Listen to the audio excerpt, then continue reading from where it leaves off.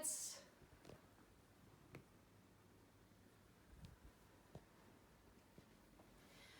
According to Alternatives Journal, on average it takes 2,700 liters of water to make one cotton t-shirt.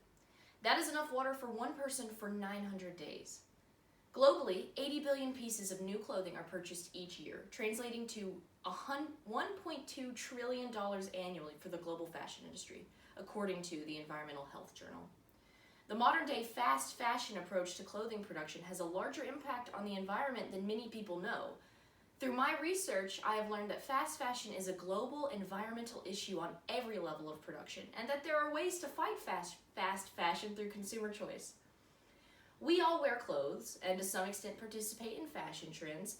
I'm sure most of us can think of pieces in our own closet that have been worn a few times in the past, but have since lost utility because they fell out of trend. What did you do with those clothes? Throw them away? Donate them? Are they still in your closet or in a box somewhere waiting? I'm here today because our environmental and ethical future depends on our choices today. Regardless of our age, we should be making decisions for the betterment of our future, both environmentally and in ethical labor. So today, I'm going to explain the problem with modern fast fashion practices and how you can fight them. Let's start with the problems with fast fashion. Fast fashion production involves several types of hazards to the environment as well as to humans. There are environmental hazards created during production, occupational hazards, and the leftover waste created by fast fashion. Let's consider the first step in creating fast fashion: environmental hazards created during production. According to the journal Environmental Health, around 90% of the clothing sold in the United States is cotton or polyester. Cotton requires large amounts of water and pesticides to grow, and polyester is derived from oil. Dyeing textiles is another huge problem because most of the wastewater goes into local water systems, contaminating them with heavy metals and other toxic substances. The next problematic step in the process of creating fast fashion involves the occupational hazards for the workers who create them. Again, according to the journal Environmental Health, the global textile supply chain employs over 40 million workers around the world, with lower and middle income countries producing 90% of the world's clothing.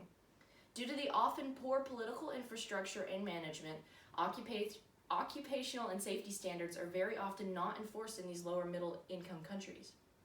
The result is a multitude of occupational hazards, including respiratory problems due to poor ventilation and musculoskeletal problems from repetitive motion work.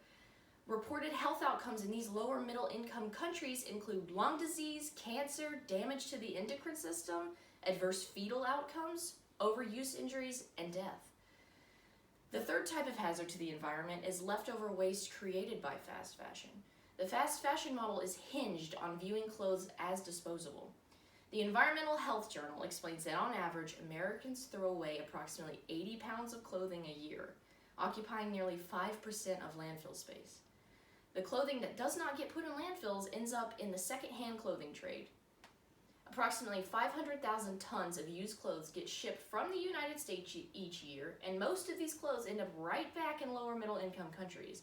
This time, however, clothes that don't get used, which is quite a bit considering how much is thrown away in the US, usually end up becoming solid waste in these lower middle income countries, clogging rivers, parks, etc., and creating even more environmental hazards for these countries that often lack robust municipal waste management systems. Now that you are aware of some of the problems of fast fashion, let's look at solutions. Change must happen at the top level of the fashion industry. Retailers need to source sustainable materials and decarbonize their supply chains. Luckily, fast fashion can be met head-on to avoid some of its damaging effects by global citizens everywhere through consumer choices. Here are 6 ways to fight fast fashion. 1. Shop from sustainable and ethical fashion brands. Paying attention to where you shop is one of the best ways to ensure your clothing choices are not harming the environment or other people. This also helps promote fair working practices for people around the world. Sustainable brands should pay attention to every step of the supply chain involved in producing and selling their products. This includes sourcing recycled materials, ensuring garment workers are paid a fair wage. Next time before making a purchase, check out your favorite brand's mission statement, values, and policies to see if they align with sustainable fashion. Be careful though, because more and more brands are popping up with claims to meet new demands for environmentally conscious clothing, but fast fashion retailers are seriously lacking when it comes to disclosing their practices relating to human rights and environmental policies. Checking how a brand ranks on the Fashion Transparency Index is a great way to combat lack of transparency. Number 2, buy less often and buy high quality. Fast fashion marketing has convinced us that we need to have the latest style to be fashionable and happy. However, these styles are cheaply made, don't hold up, and require us to buy more. Raising your quality standards is another way to fight fast fashion. I know 4 of the same t-shirt made out of the same thin material with the same side seam creeping towards your belly button because it was cut incorrectly is very tempting. Imagine though that you purchased one t-shirt made from 100% sustainably sourced cotton. You would look better, feel better about your clothes, save money over time, and even have less laundry to do. This is a clear win-win-win-win situation. Number 3, donate or sell gently used clothing. Outgrowing clothes or moving to new climates is the perfect opportunity to give your clothes a second chance at life. There are countless ways to redistribute clothes. Donation centers, resale boutiques, consignment stores, etc. are all available options all over the United States. Just make sure that they are washed and in good condition before you give clothes away. Number 4, buy or rent secondhand clothes. If you are someone like me who enjoys shopping to refresh your wardrobe, thrift stores are always a great option for unique and vintage styles. If that is not something you are interested in, more and more retailers are embracing the secondhand model. According to globalcitizen.org, an action platform dedicated to the end of extreme poverty, there is a debate going on about whether renting clothes is better or worse for the environment than throwing clothes away.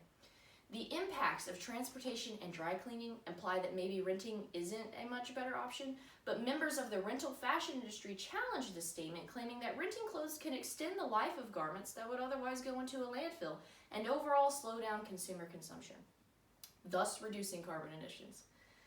Utilizing new online thrift stores and renting retailers are just one way to take a stand against fast fashion. Number 5, recycle textiles and garments. Some fashion retailers like Madewell, Levi's, and H&M recognize their harmful impact on the environment and are taking steps to reduce their carbon footprints by giving consumers the opportunity to recycle their old clothes. In some of these programs, your old socks or torn jeans can be reused as material for new clothes or be turned into insulation for houses. Check out clothing recycling centers near you or research your favorite retailers to see if they have similar programs. Number 6, repurpose old clothing. Sometimes there is no recycling programs available for your types of garments or garments that are too damaged. If this is the case, repurposing clothes into something new is a great solution.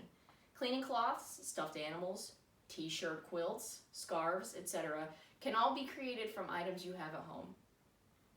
To wrap things up, there is not one direct path to creating a sustainable fashion industry. Several options and combinations can reduce the effects of the environment and ethical labor. Environmental and occupational hazards during production, along with environmental hazards after production, decidedly aren't worth the benefit of disposable fashion. Luckily, there are several things a consumer can do to lessen the impact of fast fashion, like shopping from sustainable and ethical fashion brands, buying less often and buying high quality, donating or selling gently used clothing, buying or renting secondhand clothes, recycling textiles and garments, and repurposing old clothing. I'll leave you all with a question. What if you or your children happen to be born in a country so polluted by textile waste that the drinking water could kill you, all while you work for $38 a month in the very plant that's contaminating your water, air, and health?